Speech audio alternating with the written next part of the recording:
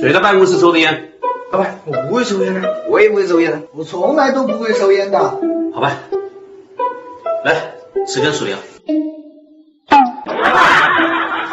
交罚单去。你也吃一根。等一下，蘸点酱菜吃。等一下，蘸多了。跟他一起去干。来，到你了。老板来了。